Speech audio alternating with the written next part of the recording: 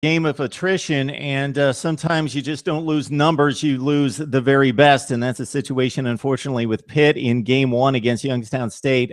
James Conner, arguably the best back in the country, certainly one of the top 5 or 10, gone for the season due to a knee injury. We bring in Jim Hammett of Cardiac Hill, SB Nation's Pitt platform, to talk about the Panthers. And of course, Jim, we've got to start there with James Conner. Can you somehow describe what this loss is? This kid scored like 24 touchdowns last year. He is the rushing attack. James Conner right now is the face of the Pitt football program. So just to lose him from a personal standpoint, knowing what kind of person he is, what he's done for the program, you just feel awful for him. Your heart breaks for him because he put in a lot of work this offseason. But, you know, as for the team, it's not uncommon for any college football team to deal with injuries. You have to be prepared for them. You have to know they're going to come. So I think Pitt's in a pretty good place. I've mentioned this being on the show before, that they have some backup running backs with some skill and some talent, and a few of them showed a lot this past weekend. So didn't see Pitt Youngstown State, as you can imagine. Expected to look at the box score after hearing the news and seeing this kid got 3 carries, kid got 4, he gained 20, he gained 15. Kadri Allison, redshirt freshman, obviously playing in his first game, 207 yards on 16 carries. So that has to bring a little bit of hope with it. Absolutely. Allison actually probably started the camp as the 4th-string running back. Then you look at Rashid Ibrahim. He was out for the year early in the season, I believe, in camp. So then you go to James Conner. They kind of, rest him up a little bit in the first half. Little did we know it was actually an injury. No one really knew he was out for the season until today. We were all told it was a minor injury. Then Chris James, the top backup running back, was also kind of bruised up. Apparently he's going to play Saturday. But then you have Allison coming out, setting the Pitt freshman record for a debut, 217 yards. He's second in the nation in rushing right now. If you look at the leaders, I know it's only 1 week. I know it's only Youngstown State, but Pitt has some options right now at running back. And I think overall as a fan base, everyone's a little shell-shocked about the Conner news, but also they know there's some good talent behind him.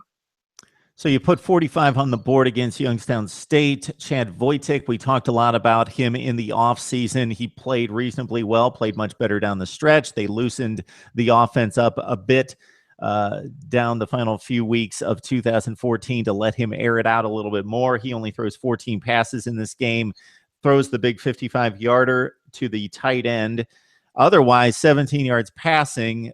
Was that just kind of the nature of this particular game? The run was working so well, despite it being a fairly close game. Pitt was out in front most of the game. Was that just basically the way this particular game played out?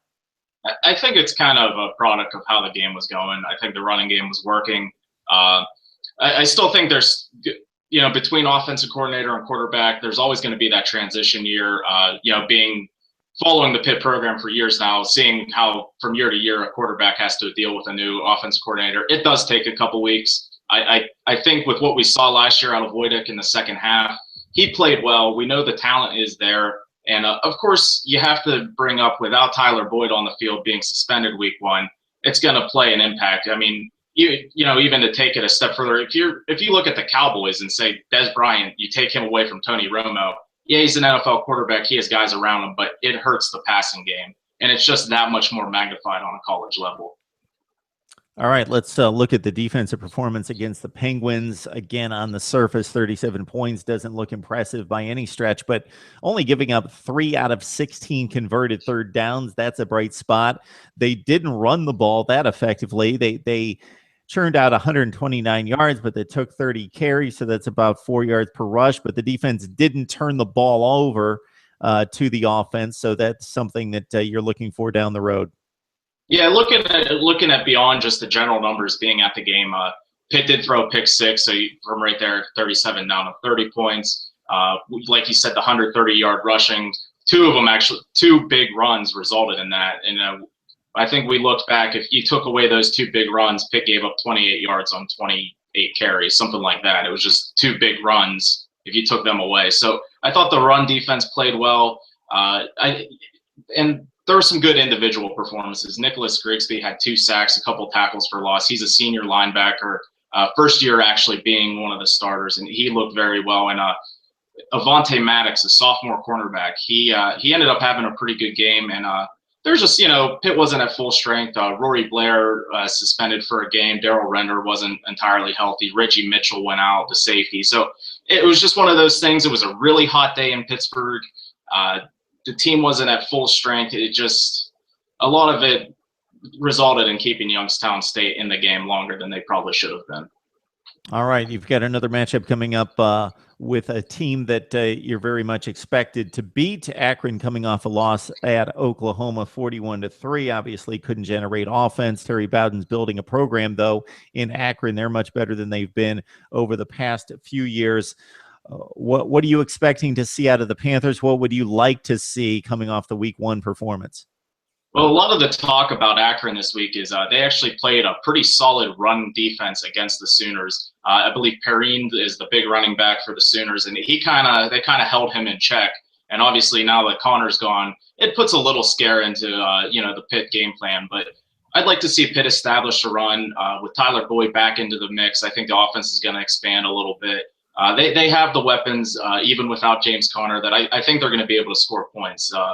And also looking at it defensively, Akron had a tough time getting points going, only 3 points. One of their backup quarterbacks is actually Trayvon Chapman, who initially went to Pitt. So we're going to see maybe some old teammates meeting up. And Chapman's, I think he led Akron in rushing as a backup quarterback. So he's an explosive dual threat guy. So they need to keep him in check. And they just, like losing to Youngstown State a few years ago, they had to get over that hump. They kind of had to exercise those demons. Same thing with Akron. Losing Akron last year, it shouldn't have happened.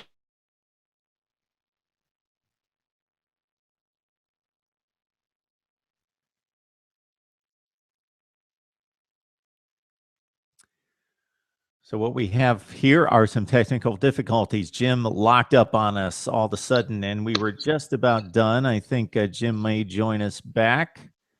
I believe I hear him trying. So again, Pitt loses James Conner in the opener against Youngstown State. They defeat the Penguins 45-37.